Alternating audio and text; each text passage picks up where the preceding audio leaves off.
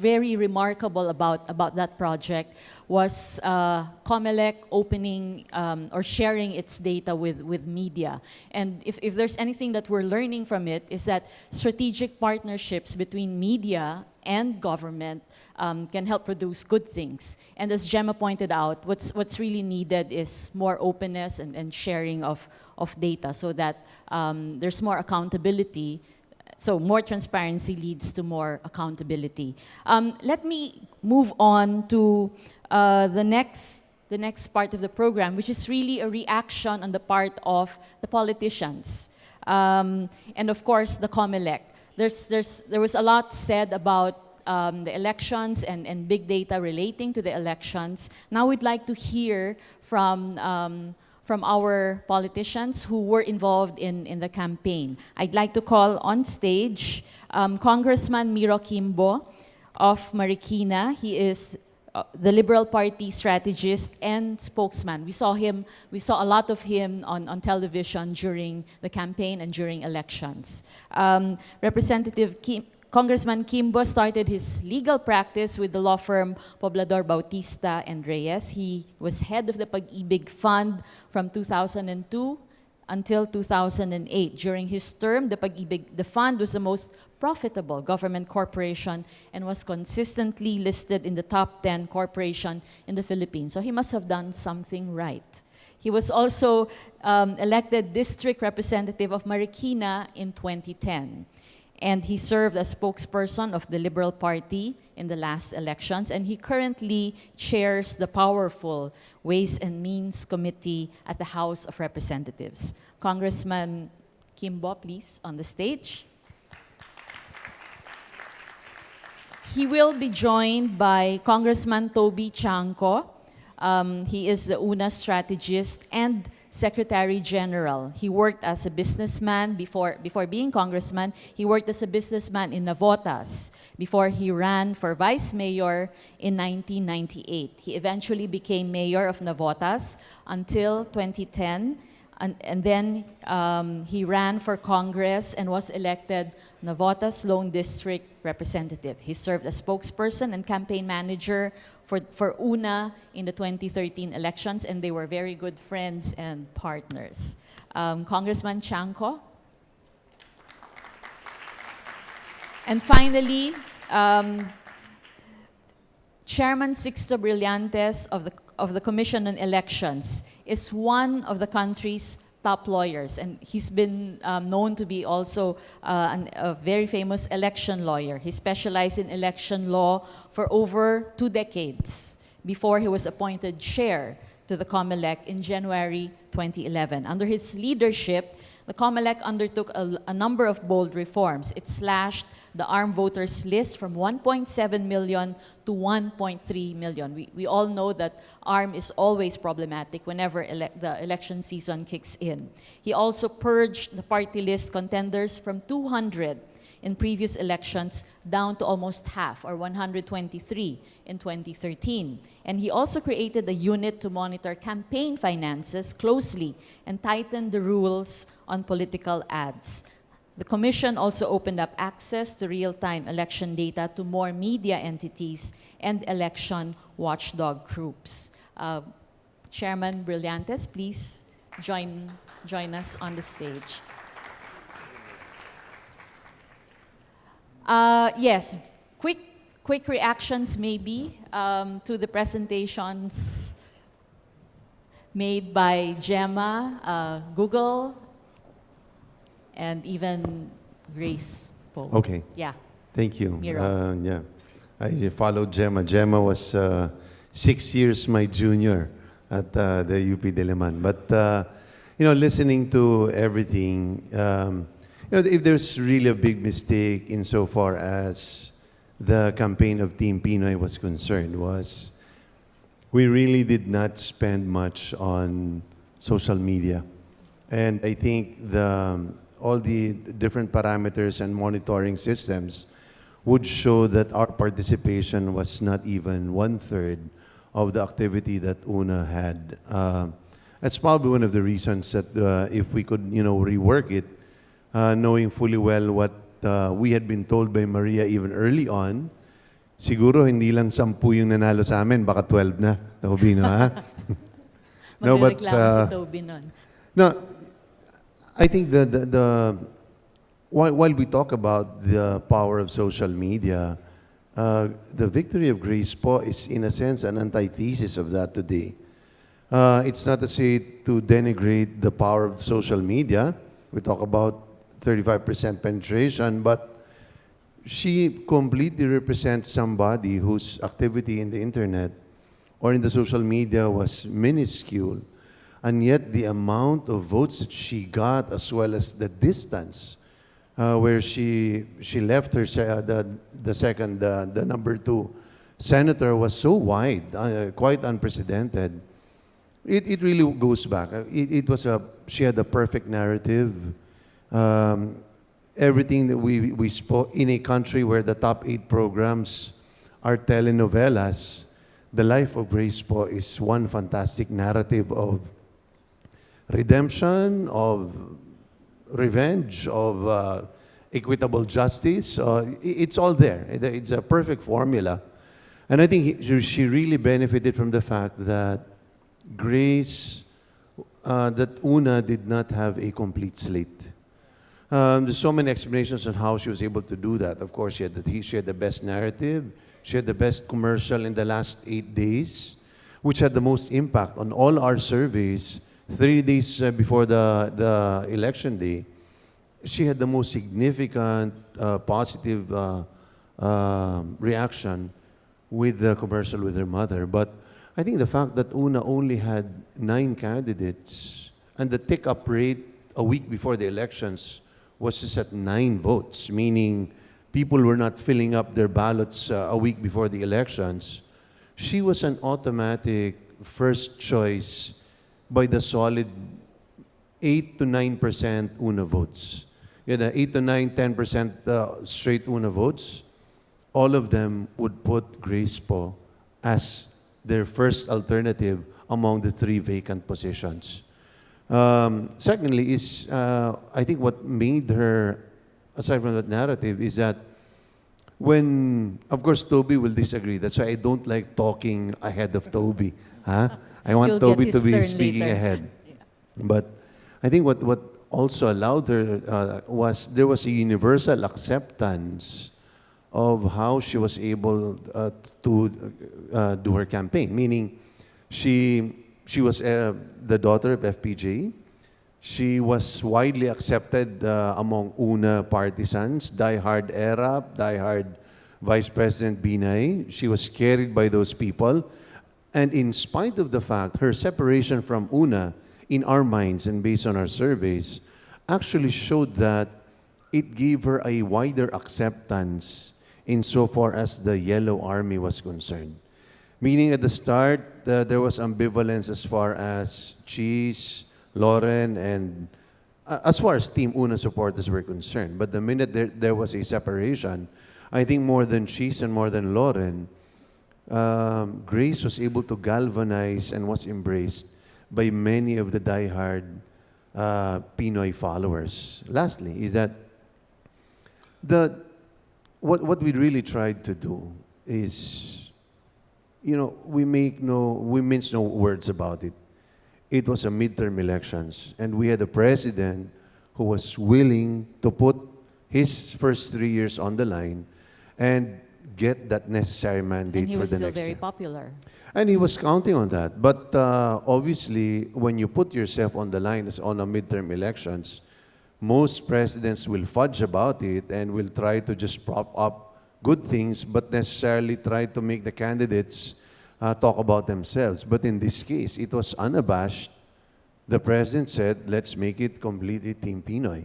You don't see anything more personal than that. And it emanates from the fact that the president felt like he needed a strong mandate in the last 3 years, where opposition will become stronger, where there will be more critical laws on the peace process in Mindanao, revenue measures, anti-money laundering, and the like, which will be contentious, and even FOI for that matter.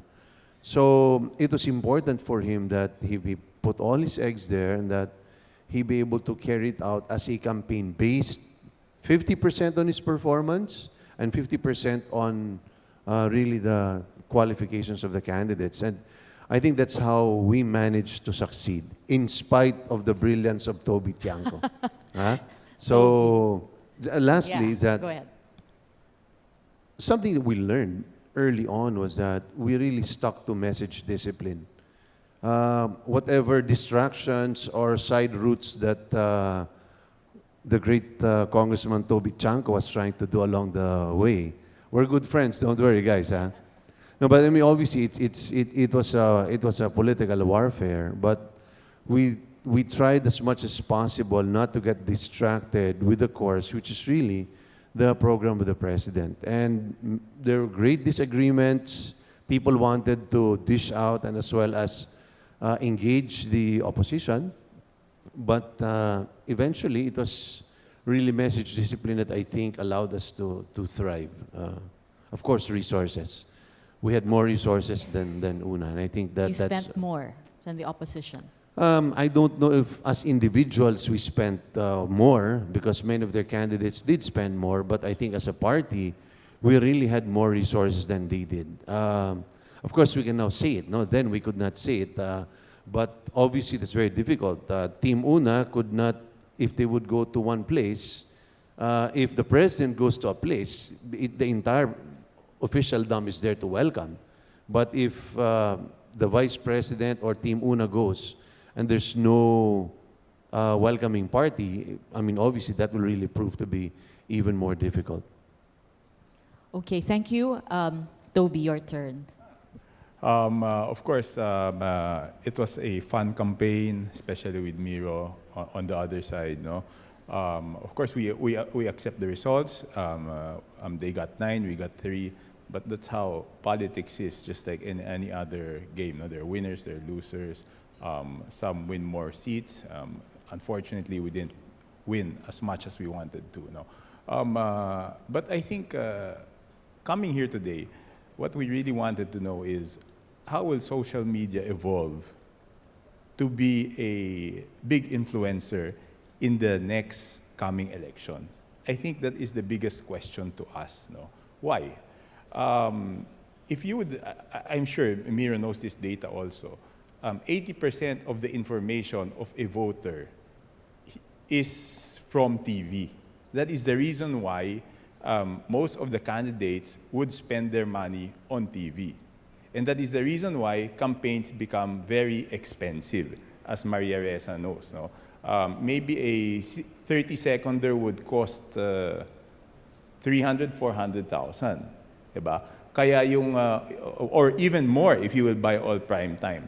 That's why the 120 minutes allocated by COMELEC is equivalent to 120 million pesos. Diba? So, will it be good if social media has a greater influence over the voter? Definitely yes. Why? First of all, it becomes cheaper for candidates. What does cheaper for candidates mean? It means that there will be more candidates to choose from. Kasi madami sa atin nagtatanong, bakit yan lagi ang mga kandidato? There are 2 reasons. Siyempre, pag mahal ang TV ads, if TV ads are so expensive, only those who can afford to pay for TV ads ang maglalakas na loob na tumakbo. Yung seryosong kandidato. No? Number 2, may intrinsic advantage talaga yung may pangalan na. Because if you cannot pay for TV ads, but you have a name that is known nationwide, then you have an advantage. So what will happen if, let's say, later on, social media becomes so strong? Then we will have more choices to choose from. But whether that will happen or not remains to be seen. No? It's really a challenge. Why is it a challenge? Because social media now is just 30% coverage. No?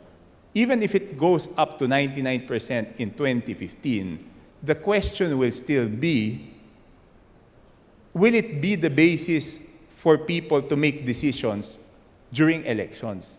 Because it can have 99% coverage, but still not be the basis for people to make decisions. So that is the challenge for social media. Once it becomes a medium wherein majority of the Filipinos will use it as a tool to decide whether they will vote for one candidate or not, then it becomes an equalizer. It's just like what happened to the political ad, no? Dati, nung walang political ad, the main influencer for national candidates is the local politician. Each and every national candidate will have to go to the local politician to ask for help, because there is no other way that information about a national candidate will be disseminated except through the local politician. But when TV ads were allowed, you would see that no one would practically go to a local rally, and they would rather be seen on TV. Or radio. Or not, no, not radio. It's TV is everything. You know, I'm sure Miro knows that. Kasi yung 20% na handun na lahat eh. 80% really is TV. So what will happen now if the shift goes to social media? Then it will be cheaper for candidates to run, and more candidates will be able to participate in the electoral process. And what happens? The challenge really is not only for elections, but a tool for governance. Kasi it's a cycle naman eh. Especially for those who want to be re-elected, good governance equals re-election. So I was thinking earlier of what is a website wherein you see good governance. One example for me, I don't know if people use this, is the MMDA app. Yeah. Diba? Yung MMDA app, kami ginagamit namin yan. If I mean, you come from Congress, you go to Makati, it's a tool for governance. So so far, that's the only tool for governance that I have seen to be effective. Kasi when I was a local chief executive for 10 years, the effective method pa rin, even until now, I've asked the mayor of Navotas, is still through text. But little by little, people are going into Twitter. If you will see the followers of public servants, it increases during calamities dun sa Twitter account. Kasi dun nila nalalaman yung news. No? So really, for 2016, the most important thing for us to know is where will it lead us to, and if the increase of coverage of internet will really influence. No? Kasi parang ano yan eh, parang you go to Facebook to look for your friends, but you don't go to Facebook to shop. Diba? You're not on shopping mode when you go to Facebook. You will go to Amazon. So what will be the website that will influence people, or what will be the site or the engine that people will go to determine which leader to choose? No. So that really is a challenge. Pero pagdating doon, medyo siyempre nakakalamang na yung Rappler. Because honestly, like when I would track at the results right after elections, ang sinundan ko talaga was Rappler. And when Maria invited me doon sa saan yung command headquarters nyo, I was surprised on how you could manipulate the data that was in that Rappler website, no. Kasi doon sa Comelec, the data was available, but you could not manipulate it. But with Rappler, you could manipulate it. No, I mean manipulate in a positive way, not change the results. No. Process maybe. Manipulate or in a package. technical way. Oh, yes, technical. Yes. And then 60-30-10. what is good about social media? I mean, TV could have biased reports that candidates would just cry about. But like if you go to the website of Rappler, there's already a mood meter. So there is more pressure for the reporters to be not to be biased and to be fair in the reporting. So that's what I see for 2016. Of course, we're here. Miro's here. I'm here for 2016 because 2013 is all done with already.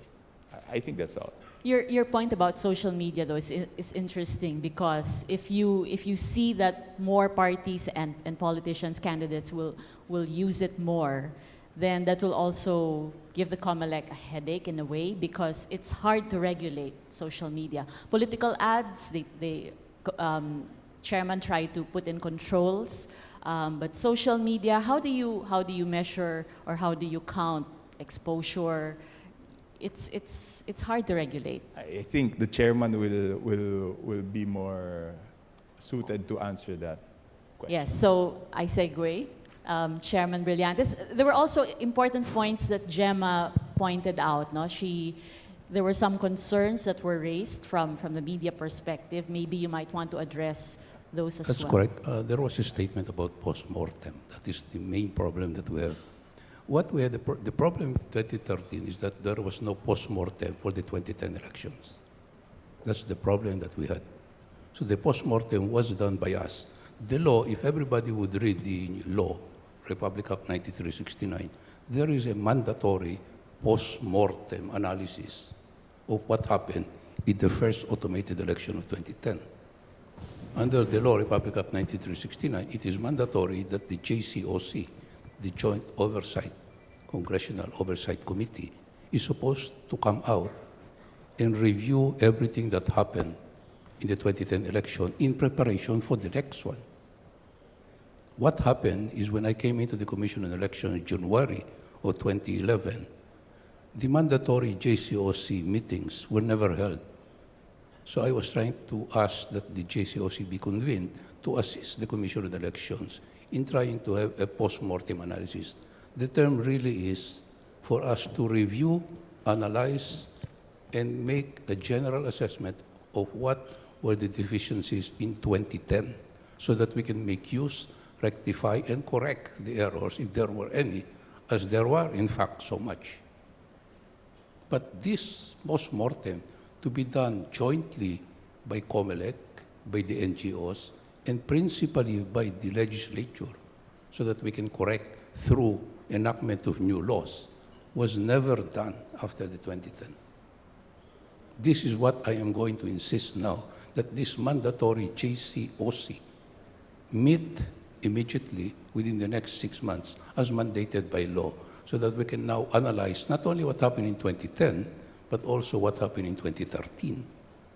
Because while we may have, I can say this with a little bit of boasting, that we did in fact improve a little.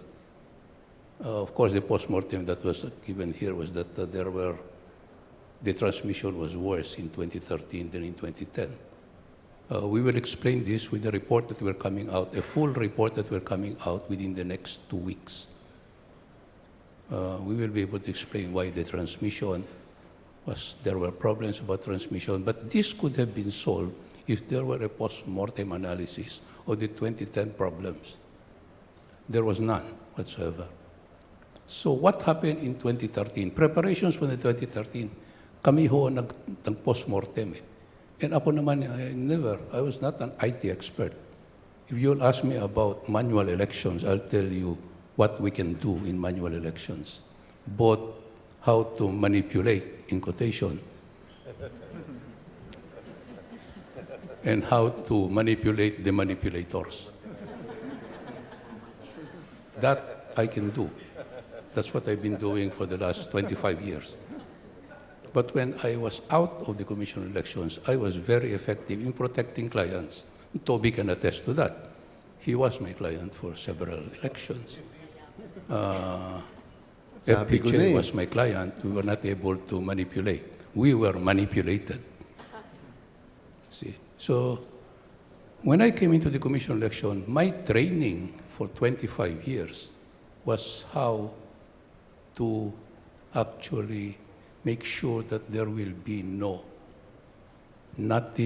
cheating insofar as your clients are concerned, which means we can do some manipulation, but we will not allow our opponents to manipulate us. That's the training that you have when you are a practicing lawyer for election laws in the Philippines. When I went into the Commission on Elections, I forgot altogether all of my clients, and this is what I've been saying repeatedly. Sinasabi ko sa Tagalog, ako, when I was fighting for my clients, buong buhay ko, pinaglalaban ko. That's why, maski na ano sabihin ng kliyente, talagang laban, with all my heart, efforts, and everything, nandyan. When I came into the Commission election, the first thing I said was, Now I don't have a client. I only have one client. Taong bayan. So, lahat naman ang gagawin ko, papatayin ko naman lahat ng sisira sa taong bayan. And this was my motto at the start. Pero, since I was not expert in automation, and I was appointed there by the president about a few months after the elections, only because he had no choice. I was his lawyer, and he was looking for a replacement when Chairman Melo Sardina resigned. Sabi niya, ikaw na ito. Wala nang ibang choice eh. Kayong dalawa lang naman ang makalintal na nakakaintindi ng eleksyon, which is not even true. Which is not even true. Ako lang, si Makalintal, hindi nakakaintindi. No. That's not it. With dalawa lang kami noon, ang prominent, pero hindi kami talaga marurunong. Hindi kami marurunong. Kami lang mahilig lang kami sa media. We were more of a projection sa media. Kaya yung social media, si Romy Mac, yan ang expertise niya. Ako, election law practitioner, siya media practitioner. Anyway, I went into the 2013 elections with practically no background on automation. That's why I had to rely on what is known as our consultants. Meron kami consultants in which we don't divulge the names of our consultants. Kasi pag kilala na nila ang consultant mo sa automation, kawawa naman yung mga consultants na yon. And I was very lucky that the President, immediately after me, appointed Commissioner Lim, a very young lawyer, younger than Goyo Larrazabal, who was a lawyer, but who, as a young commissioner, was very, very good in IT and technology. Sinundan pa siya ni Gus Lagman na talagang IT tunay. So sabi ko, ayos na ako. So I can run the elections on the quasi-judicial side. Maybe we can leave it to the new commissioners and the old ones who experienced the 2010. Suddenly, nagka-loko-loko yung kay Gus, nawalan kami ng IT expert, lumabas na siya. Everybody knows naman, paglabas niya, imbis na tulungan, kami pa ang pinukpok ng pinukpok. So, I had to take over and study the entire IT system, technology, and everything. And I did not know. Kasi ako, practicing lawyer nga, the only thing that I knew was, basta ako, pag may maatake sa akin, sagot lang ako ng sagot eh. Away lang ako ng away. Doon ako nasanay eh. Naaway ko lahat. So everybody says, ba't ang sungit-sungit? Talaga masungit ako eh. When we talk of law and everything, especially when we were nearing the elections already, and I had some working knowledge already about the IT and technology, talagang lalaban na ako because I felt that everybody should be helping us instead of hitting us with so many things about technology. And we were doing so many things that we did not have enough time para sumagot. Yun ang naging problema. So my only prayer at the time was, matapos na sana ito, tapos na. Anyway, wala na naman ako sa 2016, problema na nila yan sa susunod.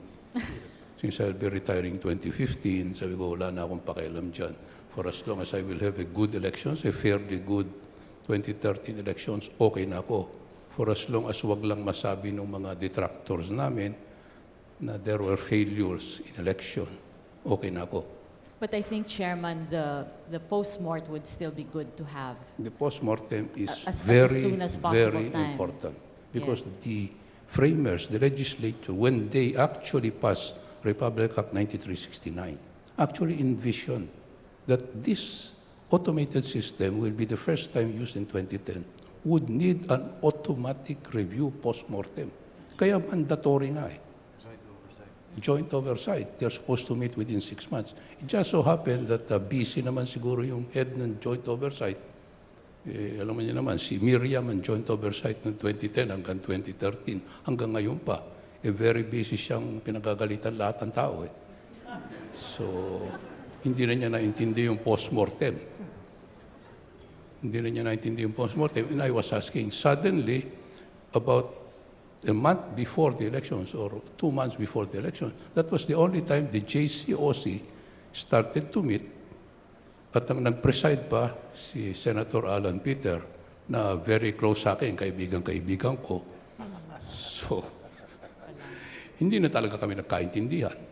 Chairman, there might be questions from the floor, but Yeah, before but I just wanted to wind Yes. up by saying that Yeah.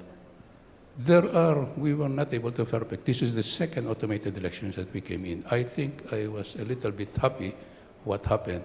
There were so many things, there were so many problems which we encountered, which if I will narrate, I'll just have to write, as soon as I retire in 2015, I'll start writing a book about this election of 2013. So I can tell everybody kung what really happened. The only saving grace ng Commission on Election, kaya wala na kasi saving grace eh. Wala na si Grace. The only thing, the saving grace of the Commission in this case is si Grace mismo. Especially for those surveys that predicted na wala si Grace and everything. They were all, actually, si Grace lang nagsabi. There was one commentator who said, nung nag-number one, nawala na lahat yung mga survey. Ibig sabihin, hindi naman pala talaga ganun ka-effective. This is what I got. That is the saving grace. The other one is, nung inimbita ko dito, sabi ng Rappler, pumunta ka rito, sabi ko doon sa Chief of Staff ko, bakit? Ano pag-uusapan natin? Barangay? Yun ang darating na eleksyon. Expert ako dyan ako because that is manual. I'll have no problem. I will know what's going to happen. As in fact, so many things is going to happen. Only at this afternoon, while I was on the way here, may binaril na election officer kami in ambush sa Gapan. And I was talking, I immediately got in touch with them. Yun nga, kaya ako nalulungkot eh. Barangay ang eleksyon, pero tingnan nyo, the best achievement, as far as I can say, for myself, and maybe for the other members of the Commission, is that the 2013 election, ito inuulit-ulit ko, it's not in the media, but in the 25 years that I've been practicing election law, in the ARM and in Lanao del Sur, palagi hong hindi natatapos ang election dyan, palagi nagkakaroon ng special elections, failure of elections, pumupunta rin yung mga senador para sumama sa special election. This is the first time since 1987 that the entire armed provinces, elections was very peaceful and orderly. Wala hong failure of election in Lanao del Sur. For the last 25 years, every 3 years, palagi hong meron. Ngayon, wala ho. Hindi namin pinagmamalaki yun kasi yun ang sinabi namin na ngayon, wala na. I prepared personally, not the IT, but two things, both buying and peace and order, intimidation, duress. Yan lang ho ang pwedeng gawin na daya in an automated. That is my analysis. ang If we can ARM cure both continues to buying, be a challenge, no? force and intimidation, wala na hong problema. If we can perfect the machine, okay lang. So, with this, we concentrated yung automation. We will be able to perfect it within the next few. And I'm sure by 2016, we will be more or less in the 90% level. I think people would be interested to look at 2016, looking ahead, no? But before we continue the discussions, I'd like to call on our previous two presenters on the stage, and then we can address some of the questions from the audience. So Gemma and Nars, please join them, and then there might be questions.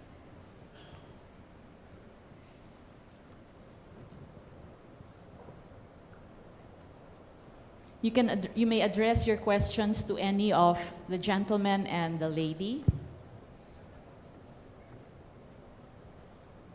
Are there questions? Yes, please. Nice. Hi everyone, I'm Nina Terol Zialcita. I'm actually a campaigner and a Senate staffer, but right now my hat is on as a netizen. I like the points raised by Representatives Kimbo and Tiangco, especially on democratization of access to the internet, social media really being the great equalizer. So my question is, as legislators, would you be willing to support the Magna Carta for Philippine internet freedom? There was it's actually a crowdsourced bill. We're turning a year old as of August 29, a year old since we started putting together the bill. There are now some versions in the Senate and in the House. So we'd like to get your thoughts on that and if you would be willing to support such a measure. Thank you. Miro? Yeah, the quick answer is we need to learn from the cybercrime law. I'll read that carefully before we actually say whether we'll support it or not. But obviously, I think anything that increases or democratizes access to the internet is always something that we support. I think something that has not been said is the fact that while the PCOS, as well as the internet, or social media for that matter, is that it's genuinely an equalizer because there are individuals like myself and many others.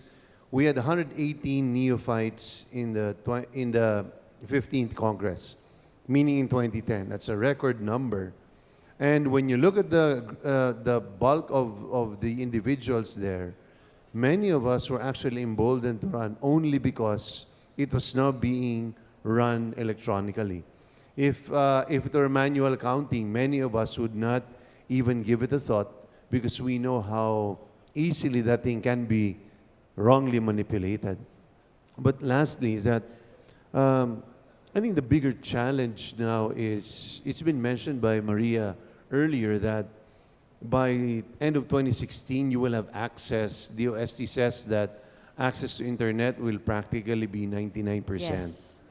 Now, we've heard that, meaning access will be available, but is it going to be affordable? I think what they've been able to tell us is that internet will be available across the country, but will the access actually be affordable or effective insofar as the ordinary person is concerned? I think that's the bigger challenge. And lastly is that I think for political organizations like UNA, the Liberal Party, you know, there's a minefield of information as well as methodology.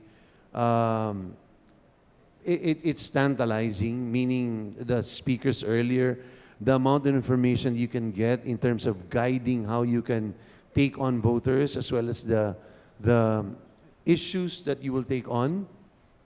We are still guided by randomized surveys, and we spend a lot of money on that.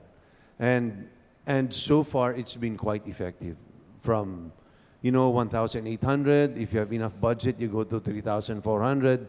But to take that jump on actually using some other methodology, and I don't doubt it. I mean, I think it's beautiful. That's the bigger challenge for many traditional parties here in the Philippines who have come to rely on basic surveys as effective tools in crafting and in charting their campaigns. Do you foresee election spending becoming more efficient? Because like in the past year, surveys were not used by political parties, and then increasingly, I think parties are using surveys to plot strategies and direct campaigns. But now, do you, given social media and given technology and sentiment analysis and all these becoming more scientific, do you see that you will be spending less? Yes, and I think the point of Toby is very important in that I'll hazard to say, I don't have the exact figure, but the way we use a survey allows us to save up to 40% of our expenses. Especially now that we've had some post-mortem surveys where we've seen that people or certain candidates actually spent 50% on programs that did not actually have reach. Meaning, these are a combination of both surveys as to the, what wins in elections are just two things. You need the right issue, which is an issue that is close to the hearts of the people. And then secondly is you need the trait for that particular candidate that people can attach to. If those two things have a perfect confluence, you will come out. But what the surveys now allow us is not just what the issue and the trait gives us as a guide that we can harness, but at the same time, what medium, what time, what particular profile, where are you weak? That's where we really look at it. Lastly is, we had a survey, 6 weeks. It was a substantial survey. 6 weeks before the elections. And we looked at each candidate on how each issue that they were trying to prop up attached to them. And, you know, one reason why JV, he was a good friend of ours, I think, in my mind, who was always rating number 3, number 4. Down the road, he was taking on just purely education, aside from being the son of former President Erap. But in all the surveys, education was purely attaching to Sani Angara. It was not attaching to anybody else. Cheese was not known for anything. He was there, but he could not be propelled to number 1 because he did not have a particular issue. He was number 4 in corruption. He was number 3 in ecology. Lauren was always number 1 in terms of ecology. So, in that respect, the surveys really helped us guide our candidates on sticking to what particular issue would bring them. And those were our laggards, meaning Risa, Jun Magsaysay, and but unfortunately, still, it didn't work. It worked for the last 3 who were able to get into the Magic 12, though. Thank you. Yes, Toby, please. With regards to the bill, no, of course, we're willing to support any bill that will empower the citizens. No, but I'm not a techie. That's why when I came in the morning, I was at a loss trying to understand what the speakers were talking about. No, that's why I needed my staff to explain to me. But definitely, as Mira has said, no, anything that will empower, anything that will make elections cheaper, anything that will make more qualified candidates have the strength to run during an election will be supported by us. No? With regards to surveys, surveys actually are expensive, but they help you save money. Imagine if you don't have a survey, you will be spent, and you have 120 million to spend for TV ads. You're spending your 120 million without having any data. But with a survey, you know exactly, as Miro said, you know exactly what time to put the program, pati yung spot. No? That's why we even, aside from the survey, the Nielsen report is also important because when everyone is already placing ads on TV, ang importante na yung spot. And I learned, ang importanteng spot ay yung bandang huli na kasi yun na yung malapit doon sa telenovela. So kung ang malakas ang rating is yung TV Patrol, you don't want to be in the beginning part, in the middle part of TV Patrol because people start watching again and start trooping to their TVs pag bandang huli na kasi manonood sila ng telenovela. So it's information that you pay for, but without that information, you're going blind, you're running blind, and you're just wasting money on TV spots. No? It's not really the number of spots, it's how effective you place the spots. Okay, any other questions from the floor? Yes, please.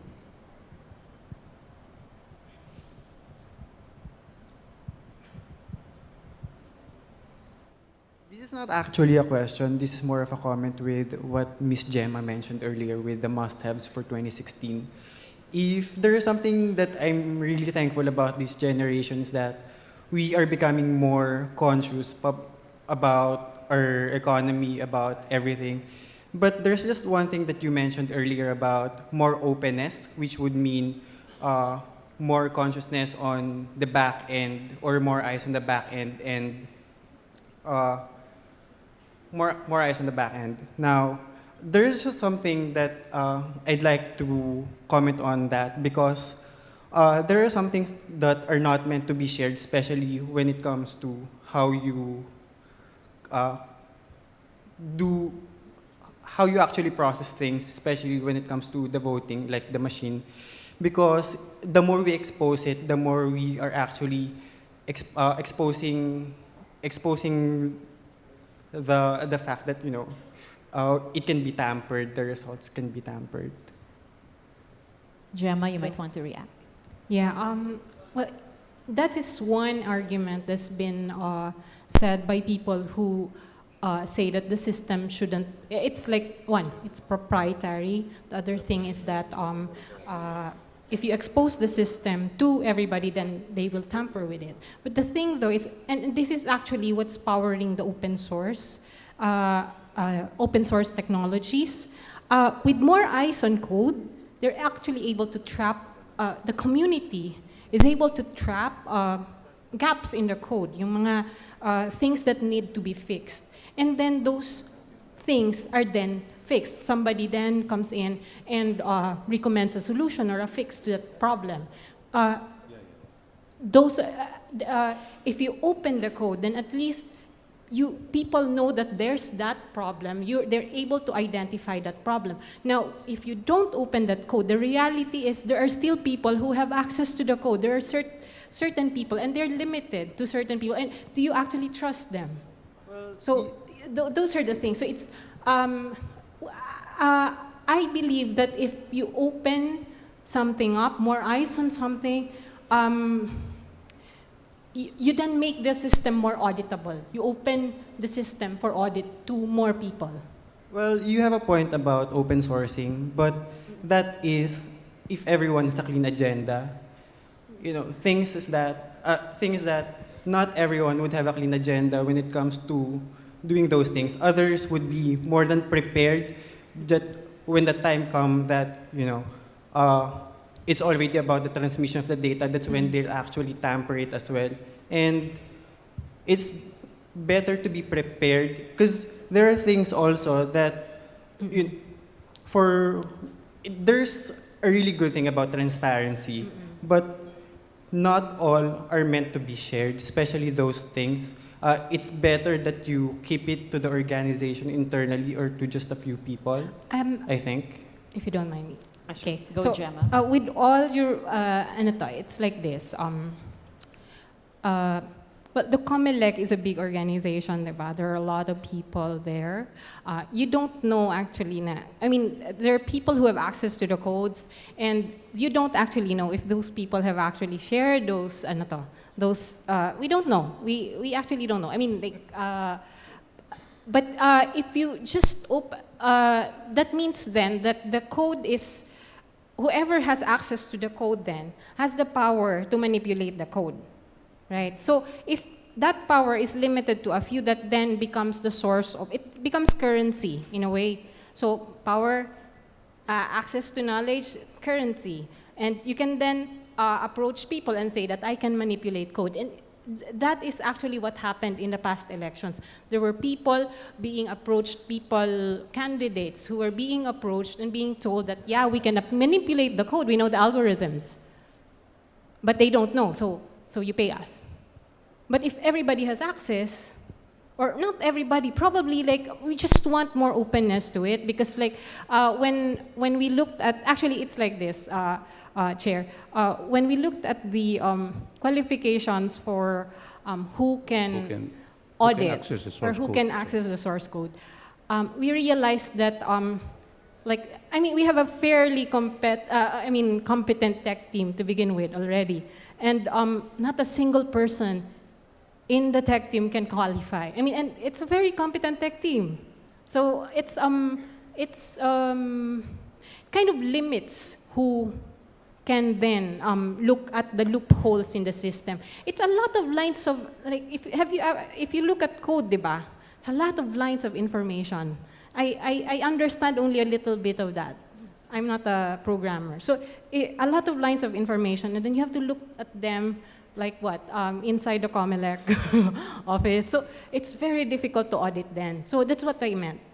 I'm curious though, Chairman, are you open to this? What Gemma is pushing for? Open up the code Yes. to everybody, make it Not very naman transparent. everybody.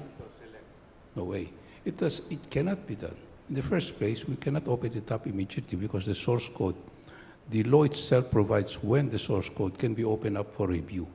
And there are timelines to be followed. The reason for that is that even if we open up the source code within a specific period, even the most knowledgeable IT will not be able to manipulate it on time for the elections. That's why I kept on saying long before, our consultants have been saying, our IT consultants saying, that's okay. We open it up at a certain point where nobody can manipulate it anymore. That's why the closer it is in the election day, then manipulation will be very difficult. Very, very difficult, if not impossible. This is what I learned. And that is why when there was a problem about the source code, we were not able to get it immediately. But I said, that's okay. Because as we don't have the source code, and we know that it's already been certified by independent certifier as required by law, we know that the elections will proceed whether we open up the source code or not.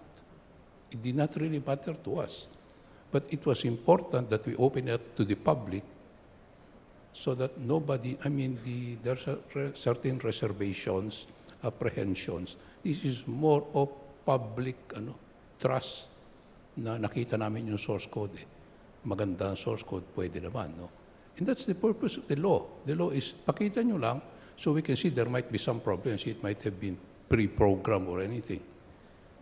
But we were not able to open it immediately, but we were able to ultimately we were able to get it, and it's finished. The main source code, the principal people who should be interested in source code are the political parties. That's provided for by law. Ang political parties nandun eh. That's why we invited both the Liberal and the UNA to be the ones to review the source code when it became available. Sila ang una, and they were the ones that went over it. Because sila ang interested sa election eh. Now, the others may be that interested, not that much. The interest nila is naghahanap sila ng mali sa source code. But even if there are errors, because it cannot be perfect, ang daming ang lines eh. Nakita ko na, and I went over it and I get confused. Puro linya lang nakikita ko eh. Puro 100,000, 200,000 na lines. It's very confusing, but then when all the IT experts went from both parties, including PPCRB, joined us, and our own IT experts, sabi nila, malinis naman. That is why there is a requirement of independent certifier. There is a requirement for the review by others, dito, local review, bago namin gamitin. So walang problema eh. Hindi naman problema yan. But if we open it up to everybody at an earlier point, kasi makikita na namin yung source code is being prepared already. The source code was certified internationally na okay na is about February of 2013. February sinertified niya ng independent certifier. At that point, alam na namin kung ano source code, but we're not coming out with anything yet. In fact, we opened it up for review. For review, doon muna yung CCS muna, tapos yung PCOS na, dahil wala naman yung PCOS, hindi namin mabuksan for review. Hindi namin mabuksan for review. Mabuti na lang dumating later on. Ngayon, we're still going over it. Just to show, so that we can show the public now, this is the same source code review which we place in each and every PCOS machine. Diyan namin kinopya yan, nilagay namin sa lahat eh. Yung tinatawag natin binary, nandun sa lahat yan. Para pare-pareho ang takbo lahat yan. And we can open this up now that the source code review has been reviewed by the political parties. Ngayon, do we change the system after 2 elections? Yun ang problema ngayon eh. Do we change the system again if we have already practiced it twice? And all the noise that we have heard, wala naman eh. Puro, hindi pwedeng perfect ang automation eh. There will always be people who will say it's not, there's something wrong with it. Pero there is no such thing as kaya mong i-program. The problem in 2013, and this will be, I will be candid about this, was the transmission. Not the machine, not the source code, not the software. It was the transmission that was the problem. And transmission has nothing to do with the machine. Okay, just a quick Not reply, more Gemma. on the machine, but more on our own transmission system. Well, in the machine, dahil nasira rin yung makina, hindi nakapag-transmit. Pero we have contingencies for that. What we don't have is, if there's a problem in the traffic of the transmission, kaya yung 23%, diba, hindi na-transmit. Because the transmission is from PCOS direct to the server here. Pero yung transmission from the PCOS to the Municipal Board of Canvassers, which is the official count, hindi masyado malaki problema. It is the transmission from the Picos direct here to Manila. Ang layo eh. Merong sinasabi kanina, bakit yung Taguig? May statement. Yung Taguig, nandiyan lang sa Metro Manila. May problema sa transmission. But it is not the distance. This is what I learned. Distance is not what counts. Even during our mock elections, Quezon City hindi nagtatransmit. Pero yung Tawi-Tawi, kayang-kaya. Why? Ang reason ba is distance? Hindi. May problema in areas. That's why there are contingency measures where you start moving the machine so that you can look for a good transmission area. Nandun lahat yan sa instructions eh. Kaya lang, problems about teachers, problems about training, yun ang mga maliliit na problema eh, which we could have solved, sabi ko sa JCOC. Okay. What we need now is as early as now, if they will ask me, we are preparing for 2016, is we start training, use the same machine, or at least similar machine. Hindi naman yung machine ang problema eh. Machine does not run the elections. It's the software that you're going to put into the machine. Yung makina, wala na yun eh. Makina lang yun. Chair, looking ahead, do you, and maybe address to everyone, you were saying a while ago that television will continue to be the medium of choice for campaigns. Do you see that changing for 2016 or maybe in 10 years? The scanner that we're using, not the Picos, but the scanner, which is, Picos is scanner eh. Okay na yun eh. We've used it twice. People are accustomed to it. But you will notice, hindi naman parehong problema ng 2010 and 2013. We have solved a little the queuing problems. We use it once more for as long as we can make a good maintenance and maybe a refurbishing, which we own already. The machine itself, we purchased that already. Amin na yun eh. Sa Comelec na. If we will now change the machine, which is very costly, we'll have problems. Budgeting problems. I was asking, the Ngayon, gentleman about the media po. The media for the medium of choice, whether it's television or social media. Oh, yan na nga. We're developing this now. We have young commissioners now working on the commission. They're taking over the 2016 elections. Hindi na kami. Kami, ano na eh.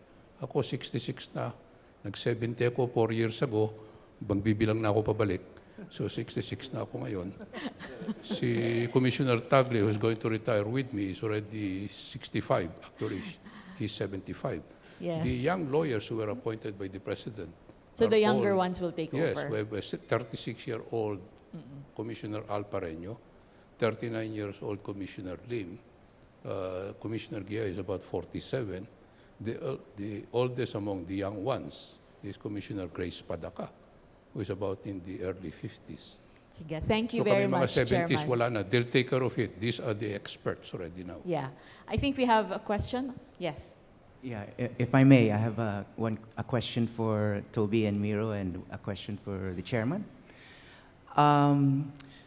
You were talking about the importance of broadcast media and political advertising on television in particular, and then also social media. But of course, everyone noticed that in the last election campaign, all the parties devoted a lot of time and resources and energy into the most traditional form of campaigning, which is the physical visiting of communities, pressing the flesh, and that kind of thing. With the way the media environment is evolving, what kind of importance do you think this will have in coming elections? For example, how much of your time, energy, and cash did you spend on sorties in this election versus political advertising, for example? And how do you think this will evolve in the future? And related to that, how do you choose where to go? How do you choose where to go? Does that depend on the surveys? Do you go where you're strong to shore up your support, or do you go where you're weak? And a question for the chairman. We all know that there's some strict regulations for political advertising on traditional media, especially television, and including newspapers. I'm curious about your thoughts on political advertising on the internet. What kind of regulation regime should that have, if it should be regulated at all? And how would you envision monitoring compliance on a medium where there are so many ways to advertise? Okay, how we know? First of all, the goal is to get your message across to as much people as possible. Yan yung goal, no? So, kung may pera ka, if you have the funds to spend for TV ads, you would go for TV ads. I think si Mira naman will not contest this. Kami yung mas madaming sortie because hirap kami doon sa TV ads. So, next to TV ads, what's the next best thing? Go to a sortie and hopefully yung earned media, yung news will cover it. Yan yung reason nun, no? But of course, mas maganda yung quality nung sortie. It's just like what I think Maria was explaining earlier. Kung titingnan mo itong kwartong to, ilan lang yung makikita mo. But from a top view, you see the bigger universe. So ganun din. Pag sortie, you touch flesh, so mas okay yung quality ng contact mo doon sa tao. But how many people can you reach in a sortie? So if you have the funds, ideally, you would want to go for TV ads. No? Kasi mas maraming tao, mas madaming boto ka mako-convert. Mas madaming chance na ma-convert mo yung boto. No? Isang halimbawa, no, why it's very important that social media becomes stronger. Because it will really be cheaper for the candidates. One very simple example, sa local politics. Ito alam ni Miro to. Pag nangangampanya kami, magpapapicture yung mga kinakamayan namin, picture. Dati, nung hindi mo pwedeng ilagay sa website yan, siguro hindi inabutan ni Miro to. Not because mas bata siya sa akin, but mas bata nga siya sa akin, pero konti lang. No? Not because of the age gap, but because he was not a politician yet at that time. But when I was running for mayor in the first term, on the second term, wala pa namang, you couldn't post the pictures on Facebook eh. So anong gagawin mo? Pag may nagpa-picture sa'yo, lahat yun babalikan ng tao mo para dalhin yung picture sa kanila. So imagine how difficult that is because the picture is useless if the person who had a picture with you does not receive the picture. But if he gets the picture, he asks for a picture from you and he gets a copy of the picture, most probably he will vote for you on election day. Ngayon, isipin mo, pag nag-house to house kami, which is the most effective sa local campaign compared sa TV ads pagdating sa local, once nagpa-picture, you just give a small slip, just go to we will upload it later and they download it. So imagine the savings there, diba? So I'm sure each and every public servant would want social media to be stronger. But in our case, we don't want it to be stronger only for political purposes, but we want it to be stronger for governance because it's a good way to govern, diba? I mean, when I was mayor, I would start giving out PLDT numbers, yung landline. And I would realize people will not call. But when we started, I mean, this was in 2000, no? So hindi pa ganun karami cellphone. But even at that time, people preferred texting because hindi sila makikilala. And number two, remember at the time, you could get a cell phone in one day, but you apply for a landline, it will take you 2 years. Diba? So talagang free media, social media, internet is very, very important and will lessen the cost and expense for election. But what percentage of share will it be in 2016? That's for us. That's not for me to know, no? Maybe for the IT experts to know. But if it will take 50% share in 2016, definitely it will be better for everyone, not only for the candidate, but also for the voter. And you know, for us candidates, yung privacy is not an issue because earlier they were saying that once you log into the internet, you give away your privacy. But once you're a public servant, you're not entitled to privacy. You have to accept that. No, I've accepted that. No, once you're a public servant, you live in a glass house. Everything is of public record. You have to be transparent. So it's not an issue for me that whenever I log in, I give away my privacy because anyway, I've accepted it ever since the beginning. Thank you, Nero.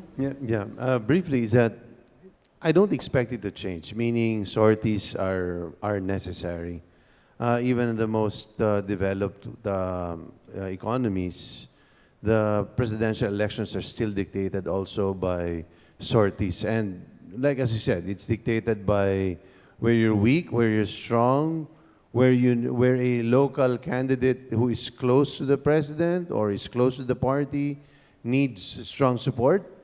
That's essentially how you decide. But sorties are necessary because it invigorates the base. It galvanizes your base, and at the same time, like what Toby said, is that if it is nicely carried, there is a good copy, there is a good media angle, you are actually able to generate free advertisement through news.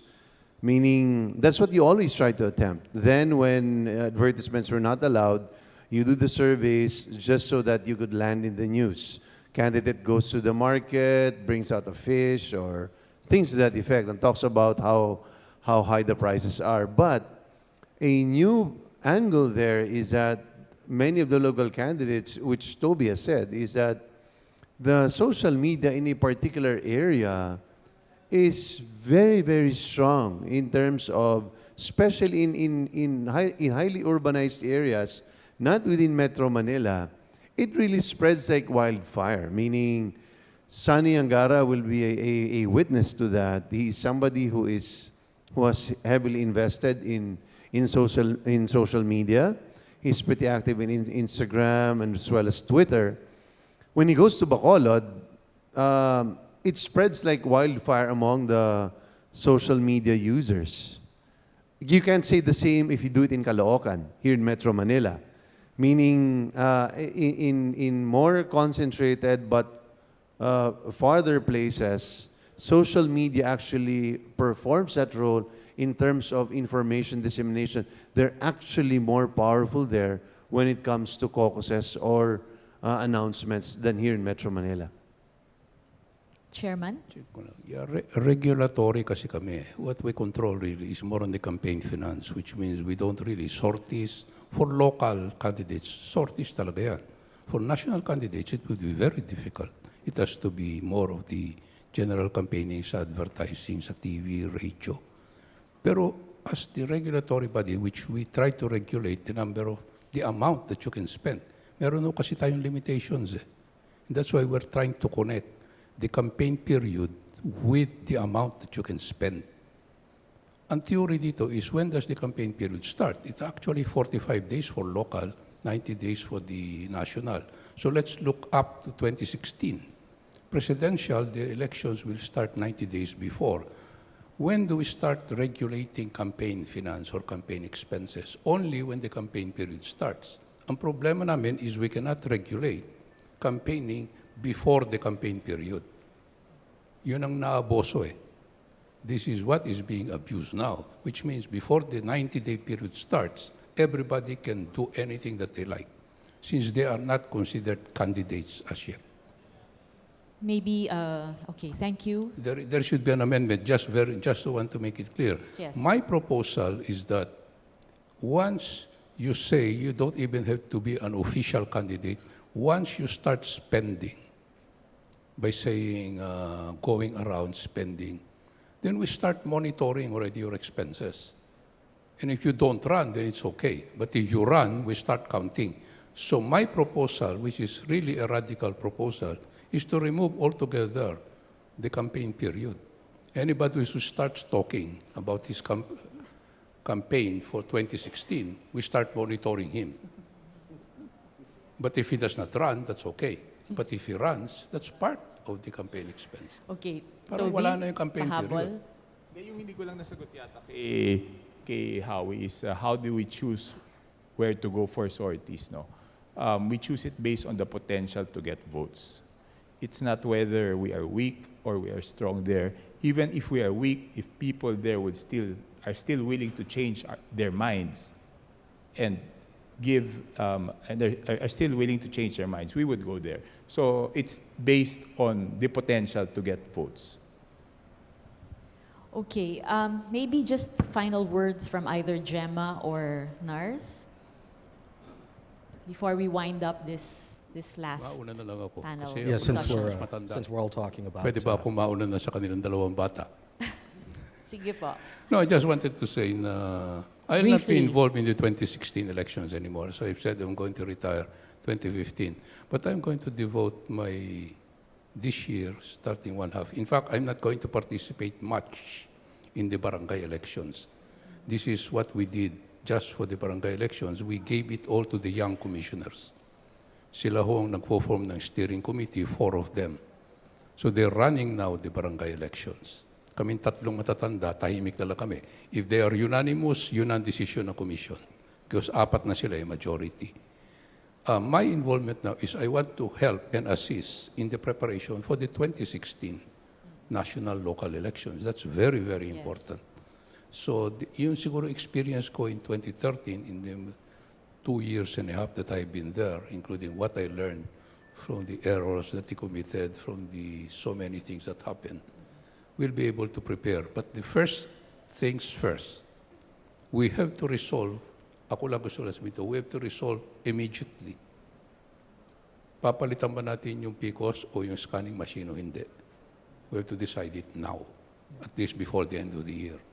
Otherwise, we will have problems again in the preparation for the 2016. It should be that early. And I'm prepared to argue, and I'm not going to announce it now because if I start saying, etong gagamitin natin, gulo na. If I say, wag na yan, gulo rin. So I will not make my position. I'm making my study right now, whether we should use the same kind of a machine. I'm not saying the same machine, I'm just saying is that it has to be something that we've used for 2 elections, more or less similar to it, para hindi to tayo malayo. Mahirap na ulit na panibago. This was already mentioned. Now, it's very difficult to change. Good na for 2 elections, marami pa rin deficiencies. But then, we've learned our lessons. We will try to rectify most of them. And I hope that by 2016, which is more important than the October barangay, although there will be more problems because there will be manual. Sabi ko pa, napapatayan na sa barangay. Wala masyado nung ano. So let me just say na sana the legislature, the JCOC can meet already within the next coming months. Tutulong na kami. And the At media ako will nang surely be tutulong. watching that as well. Yeah, and the young ones can take care of the barangay up to October. Then we'll all shift to the 2016 elections. Tapos Okay. aalis na lang ako, magko-consultant na lang ako doon sa mga tatakbo. Sige ho. Thank you. Nars? Yeah, I was just going to say, in line with what we're talking about, big data here, is that you have a lot of tools available, and really dig into that data for data-driven responses. And also regarding how new media is going to be involved in the upcoming elections, right? We have to remember that we're in a multi-screen world. We're no longer just tied to TV. I don't know how it is in your households, but when I'm watching TV, I'm either on a tablet or I'm on my phone. I might be tweeting. I might be looking at a commercial, or in this case, let's say a candidate was representing his platform. I would then look at that candidate on either my smartphone or on my tablet. So being present in those medias, and whether or not, how you skew your budgets, that's something completely different. But you have to look at the new media layer and overlay that on top of existing things, get your data-driven responses, tweak your data accordingly, and then you can make more informed decisions, right? Maybe you're not going to the right places for sorties. Maybe that place is somewhere else in the mountain province, right? We don't know. But that's what data affords us. It affords us litmus tests. It makes us It gives us access to more informed decisions, right? And I think that's the key takeaway here, that not only can you apply this on the political scene and the political front, but you can apply this to anything that you do, whether that be how am I going to advertise a new type of toothpaste, or whether or not I should go to the market on Friday, right? Data tells a story. It's how we interpret that data. Thank you. Thank you too, Gemma. Yeah. For 2016, well, on the use of social media and the new media for campaigning, I think it's not the question of whether it's like, do you spend more on it? I think, can you afford not to? I mean, if something spreads in social, and you are not there, you're not listening.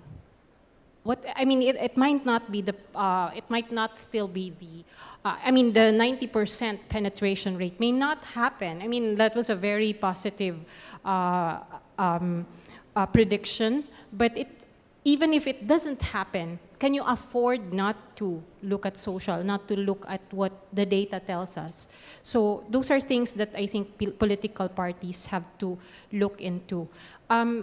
On the question of the election data, what I would like to point out and stress is, well, it's not just about the political parties. At the end of the day, it's the almost 53 million decision makers who are the primary stakeholders in an elections. It's not just the candidates. So at the end of the day,